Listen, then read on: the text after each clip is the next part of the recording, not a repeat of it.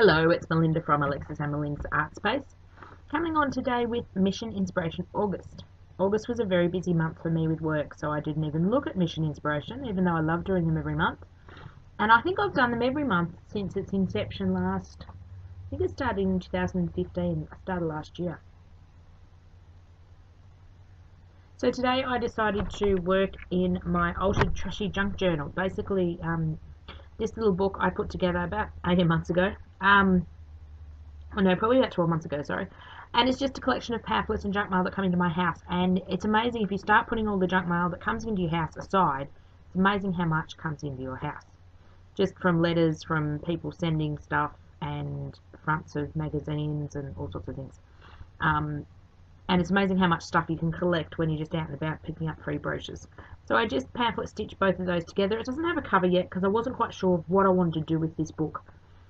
So what I've decided to do, this book has become my wipe-off paint book or my paint palette book, and it's nearly full, so I do need to make another one or find something else to use as that sort of style. Probably another recycled book, or I might put some more pamphlets together like this. So this is the base of Mission Inspiration, and I'll just get the 10 prompts. So prompt number 1 is cover your page with book text fragments. So I've written them out in shorthand. So while I'm doing that, I'm just tearing up a dictionary and covering. I was going to do a single page, but the image sort of covers up 3/4 of the single page, so I end up doing like the double page spread. So all the pages in this book are not all the same size. They are some flip out, some envelopes, some smaller pages. So I haven't worked in a book like this before, so it's going to be interesting. Some have got paper bags. I will link the video below of where I actually make this book. So in the last 12 months I've just been stamping. If I've got ink on a stamp, I've just been putting it in here. If I've got a stencil wet and dirty, I will put texture paste in here, all sorts of things, and most of the pages are covered. I don't mind if a bit of the background, well, not particularly this page, but I don't mind on some of the other pages a bit of the background or the original brochure shows through. It's a Trashy junk journal. Gluing like this, I'm actually gluing with matte gel medium from Liquitex. So doing this to the papers, because they're quite thin, and some of these are just like your photocopy paper weight, so they're quite thin. Pasting paper like this actually strengthens the pages, and then they become a lot thicker. So if you tend to do that to both sides, or even one side, it makes the page a lot thicker and sturdier. A lot of my pages actually start with collage backgrounds, whether it's pattern paper, whether it's book text, whether it's other stuff. So probably on one side of each of these books, if they're a thin paper, I will be doing that to some part of it. Tissue paper and napkins always work well to strengthen the page as well, and you can see through those. So just nearly finished this bottle of Liquitex Matte Medium. Bit sad, it's my favourite adhesive, but I also don't like it in the bottle that you squirt out, because I tend to squirt out too much, and then when I have too much on my page, I just sort of wipe it all over the page like a top coat, sealing everything in. And I think I've gone through this little bottle, it's about 250 mils, so about 1/4 of a litre. I think I've gone through it in about three months, and I don't think Alexis has used much of it. It's not a problem me going through the product, I'm not complaining about that, but I think I'm using too much. The next time I buy that product, and I've got quite a few other jars that I've picked up cheap, other brands, Mod Podge, and some other Liquitex ones, I will be using all those up first before I go and repurchase.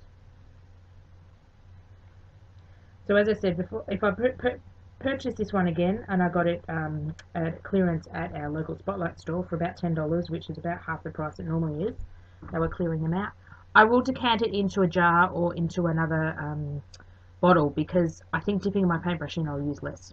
Okay, enough of my rambling. Moving on to step 2. It says thin paint or gesso layer. So I decided to do a grey layer, sort of keeping in tone with my image. And Mission Inspiration now has 3 suggested colours. Now you don't have to follow the colours, you can do any colours you like, but this Mission Inspiration August, the suggested colours were buttermilk, warm grey, and peach. And I sort of have followed those a bit, and have added black. So this is another example of a wipe-off journal. This is one of my altered books that I have. This is the one with the lines on the front cover, so I have done this, altered this one on video for you. I love working in altered books. 1, they're cheap, 2, it's recycling, and 3, I love the text showing through. So just adding the extra paint to that page, just to use it up because I did mix up too much paint. And I'm just mixing it up on a piece of drop paper. It's got a bit of shininess to it, so the paint sort of comes off it quite well, and it's just a bit of packaging. And again, I will use that when it gets all messy, and it's getting quite messy now. I will tear it up and use it as a background piece as well. So when that was all dry, just trimming off the edges. As you can see, the pages aren't all the same size, and the one on the right hand side is actually shorter than the one on the left hand side, but it doesn't bother me. It's something different, and you can see some texture paste on that page. So I thought this book would be a little fun. So if you don't have an art journal, this is a great way to make a little one. Just grab a bunch of brochures and things that come into your house. Could be bills. Bills are great to use because they're usually on a bit heavier paper, like your phone bill, your gas bill. And once you cover them up, and you can black out your address as well, no one will see it. So bringing my little image in. This little image was from a newspaper that I got at JB Hi-Fi in Australia. They have 3 publications out, usually on a free rack near the front, and I usually go and grab a couple every month. And he was in like a it's not really a newspaper, it's like it's like newspaper paper, but it's a music one, and he just looked, it was actually an ad for, I believe it's an adult product expo. I'll put it like that. Use your imagination. But I just liked the image. So the next step was step 3 is stamp with paint or ink. So this foam square stamp is actually one of my new foam stamps that I sell in my store. I'll pop the link to it below. They're only $5, and this one's quite a nice size. It's like about a size as big as your palm, so it's quite a big stamp. Works great in the gel plate, and also works well with stamping. And I usually use my gel plate to get the paint on the stamp, but I was just doing it with my finger, and it worked out really well. So time to stick my focal image down, which happens to be step 4, 1 or 2 focal images. So I decided to stick with 1. He does get a bit translucent because he is only like a newspaper print, but that's okay. And I just noticed I've got a crease in his head, but hey, that doesn't matter at all. But he's sort of a man dressed up in a dapper outfit, and he's got like a hat on, and he's got dots all over his face, dots all over his jacket. The image appealed to me. And I know it's sort of blending into the background, but that was the sort of look I was going for. I didn't want him to stand out on a colourful background. And when it comes to my title, you'll see that. So the next one was, no, I'm not up to the next step yet. I just decided to go around him to make him stand out a little bit, but not lose too much. I just trace around him with a Sharpie marker and trace a few lines on him as well, just to make him stand out a little bit, but not much.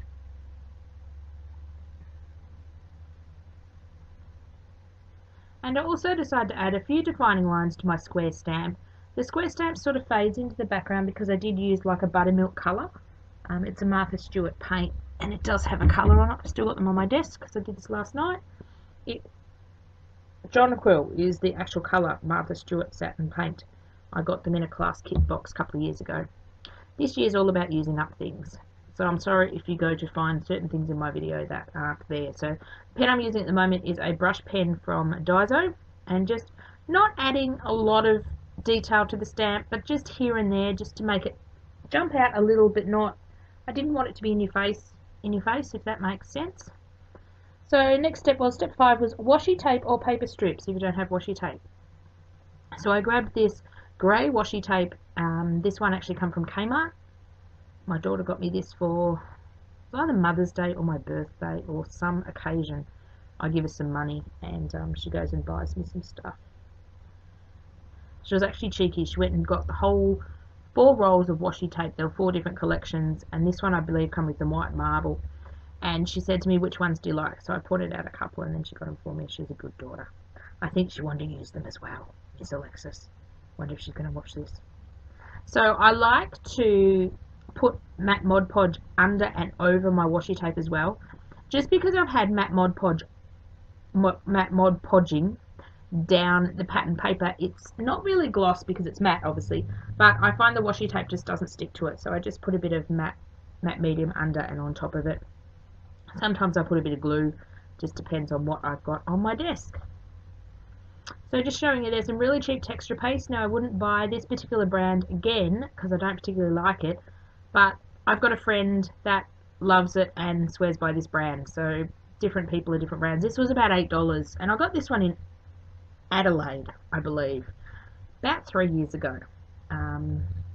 And I'm trying to use it up because texture paste. For some reason the manufacturers don't make airtight lids and over time things just dry out. So I'm trying to use up this bottle of texture paste. And it's Mari's brand.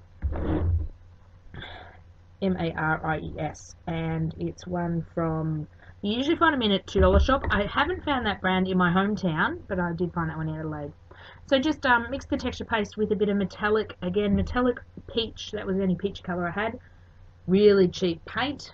DATS is a brand, D-A-T-S, and it was $2.50 for like a quarter of a litre, 250 mils from a $2 shop, so very cheap paint. And I didn't mix it completely together. I wanted some of the white to show as well.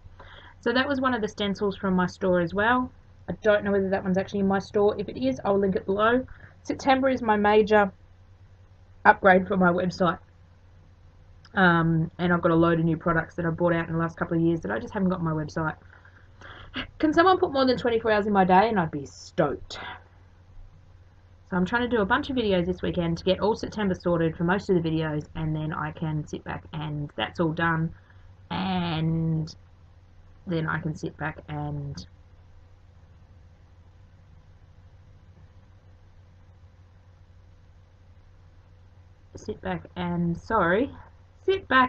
I'm trying to read notes and watch the film.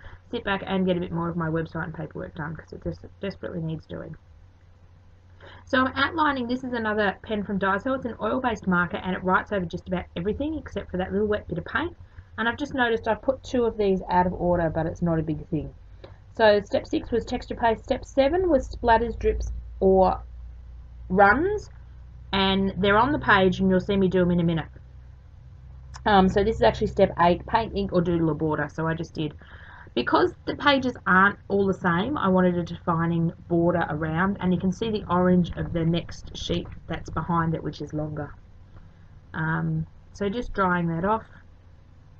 When I film these videos, every time, I don't have a pause button, so every time I make a video, it makes like a 2-minute, a 5-minute, a 30-minute video, depending on how long it takes me to do that step, and sometimes I will get up and find the other steps. So this is me doing the drips, so sorry about this. I put these out of order. It's almost like putting a jigsaw puzzle together when you are going to edit a video, because you have 6 or 8, maybe up to 10, sometimes 20 little videos that you've got to put together, and they're not really named in order. My silly video camera just names them whatever, and they're not named like 1, 2, 3, 4, 5, 6, 7, 8, which would make a whole lot of sense.